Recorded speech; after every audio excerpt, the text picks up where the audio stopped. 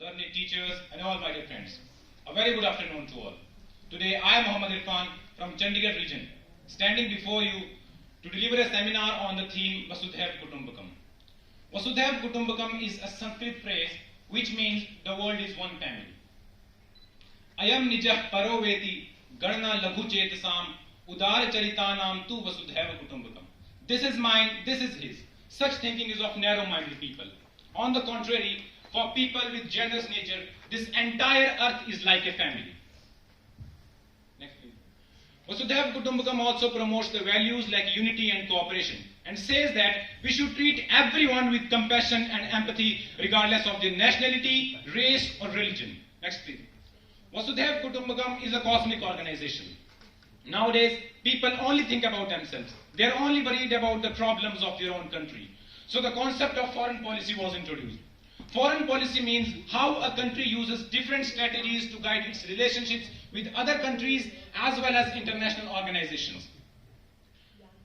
Foreign policy also promotes the concept of Vasudhaiv Kutumbkam and says that along with considering the problems of our own country, we should also consider the problems of this entire earth because we are also part of this single global family and we all are having one future.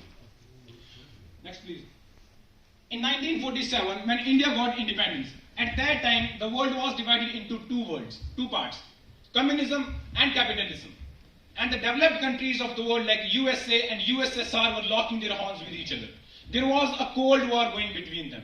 And at that time, in order to maintain peace and harmony within the society, our former Prime Minister, Mr. Pandit Jawaharlal Nehru, came up with the philosophy of Panchsheel. Panchsheel was a non-aligned movement which also promotes the concept of Vasudhaiv Kutumbakam. Next, please. Now, continuing the concept of Indian foreign policy, firstly I talk about the philosophy of our former Prime Minister, Mr. Rajiv Gandhi. At that time, the world was divided into different worlds. The first world comprised of the countries like USA, Germany, Italy, and the second world comprised of the countries like China and Russia, and the third world comprised of the countries who had recently got freedom, including India. And in 1989, Mr. Rajiv Gandhi challenged this concept of different worlds and said that we should consider this entire planet as a single global family and should promote the ideas of peace and prosperity among the citizens of this entire world. Next, please. Now, let's talk about the philosophy of our former Prime Minister, Mr. Atal Bihari Vajpayee, who in a conference in 2002 said that governments and civil societies should work together to create a new culture of respect for human rights worldwide. For example, we are Indians. We should not only consider our rights, but we have to respect the rights of every human being. And if their rights are somehow being exploited, it is the duty of we people and leaders to raise a voice against it. Next, please. As we all know, that in modern times, the problem of global warming is at its peak level. It is not only the duty of any one nation to take measures against this problem. It was our Prime Minister, Dr. Manmohan Singh, who said that this world is our common heritage and this is what we must bequeath to our succeeding generations. All the leaders of the world must join hands and should discuss this matter together. And they should start a campaign to prevent the consequences of global warming so that the prognosis of our planet Earth can be changed a little bit. Next, please. As we all know that our Prime Minister, Mr. Narendra Modi is the brand ambassador of yoga. In his recent episode of Man Ki Baat, he stated that yoga has become a global movement now. We should promote the ideas of yoga so that the cosmopolitan can stay healthy and disease-free. And the theme for this year's International Yoga Day was Yoga for Vasudhaiv Kutumbakam. That is, yoga for the welfare of all in the form of one earth, one family. Next, please. Moving further. As we all know, we have already discussed about the philosophies given by Indian Prime Ministers regarding Vasudhaiv Kutumbakam. Now, let's talk about the role played by India in establishing peace, prosperity and brotherhood across the world. Talking about India's contribution, so far, India has taken part in 12 UN missions, with total contribution exceeding 275,000 troops and a significant number of 5,900 troops of police personnel having been deployed in these peacekeeping operations. Also, 159 Indian Army soldiers have lost their lives serving under UN to across peace across the world. Moving further, as we all know, that many countries across the world every year go through natural disasters resulting in loss of lives, injuries, health impacts, loss of livelihoods and services, environmental damage, property damage, etc., etc. But I can very proudly say that India has never taken a back step in such situations and have always come to the front to provide a helping hand to the suffering countries. India has emerged as the first responder to the countries hit by natural disasters in any part of the world. We have many examples proving and showcasing that India has truly emerged as the first responder in humanitarian assistance and disaster relief. When Hurricane Katrina in USA hit the Little Rock Air Force Base, Arkansas on 13 September 2005, and Indian Air Force IL-76 craft was sent which delivered 25 tons of medical supplies to the victims. Next please.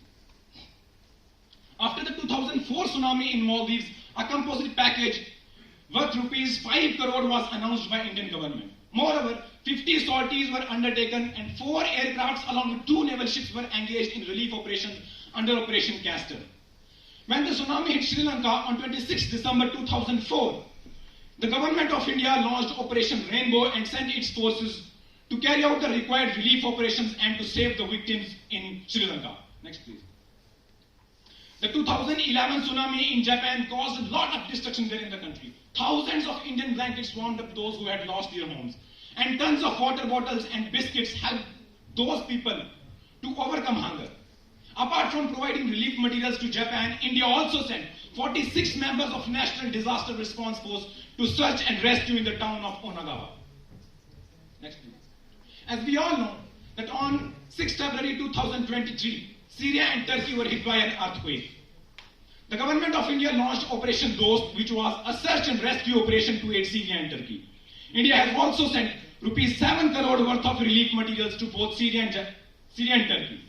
Also, Indian Army prepared its rescue teams with relief materials within the 12 hours after the disaster struck. Next please. At Conference of Parties, that is COP26, Indian Prime Minister Mr. Narendra Modi announced 5 main commitments called Panchamrit, India's gift to the world. Reaching carbon neutrality by 2070, expand energy capacity not coming from fossil fuels to 500 gigawatt by 2030, cut carbon intensity by 45%, drop half of its energy requirement from renewable sources by 2030, cut 1 billion tons of greenhouse gas emission from the amount projected to the year 2030. Next please. In 2020, when COVID-19 pandemic spread in the world, taking the lives of lakhs of people, at that time, India not only protected its own population, but considering the world as its own family, it sent medical supplies and equipments to more than 150 countries of the world without increasing the price and without compromising on the quality of medicines. According to India's Health Minister, Mansukh Mandavia, India fulfills 65% of the world's vaccine requirements. Next, please. In addition to supplying medicines and equipments to many countries, the country also provided humanitarian assistance in the form of rice, wheat, pulses, lentils to many countries including Afghanistan, Comoros, Maldives, Myanmar, Madagascar, Sudan, South Sudan, and many more to strengthen their food security. Next please.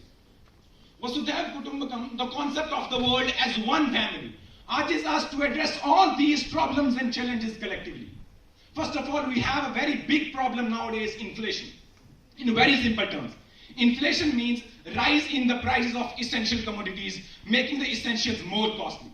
For instance, rising food prices in Pakistan adversely impacted the households in the country. People there in Pakistan find it hard to afford 3 square meals. Pakistan is knocking the doors of other countries looking for help, and many countries including China, Saudi Arabia, Turkey, and international organizations like World Bank came forward and provided financial support to Pakistan to overcome this problem of rising prices. And this is a very good example of Vasudhaiv Kutumbkam. As we all know, that Hamas and Israel are undergoing a war nowadays. And we people sitting in our countries think that it is a matter of only those 2 countries. No, it is a matter of this global family. The conflict between those 2 nations is not only harming those 2 nations, but this global family as a whole. And countries like India, which is emerging as a Vishwaguru, cannot remain a mute spectator in this conflict. India must look into the matter and settle the dispute, because those 2 countries have already suffered a lot from deaths and destruction, and we cannot afford more deaths and destruction in those 2 countries. Pandemics like COVID-19 adversely impacted this global family and caused deaths on a massive scale. A unified approach to healthcare and information exchange becomes crucial to overcome such global health crisis. As I earlier said, that India fulfills 65% of the world's vaccine requirements. The other nations should also follow the path of Vasudhaiv Kutumbkam and help each other if any of the country is suffering from an epidemic or some other problem. Last but not the least, cybercrime and terrorism are the global threats and demand collaborative efforts. An attack in one part of the world by an extremist group such as ISIS, Al-Qaeda, Hezbollah can have repercussions globally. Cooperation in intelligence sharing and cyber security becomes crucial for the safety of this global family from cybercrime. Amidst all these challenges, embracing the concept of Vasudhaiv Kutumbakam becomes crucial. We all should collectively work for the solutions that benefit the entire human family. Next, please. At last, I would like to say that Vasudhaiv Kutumbakam is an important and powerful message of unity and integrity that can bring a positive change in the world. All the countries of the world must consider each other as their own family and should treat each other with respect, kindness, compassion, and empathy, so that we all can contribute towards a sustainable environment for ourselves and for the generations to come. Thank you. Jai Hind, Jai Bharat.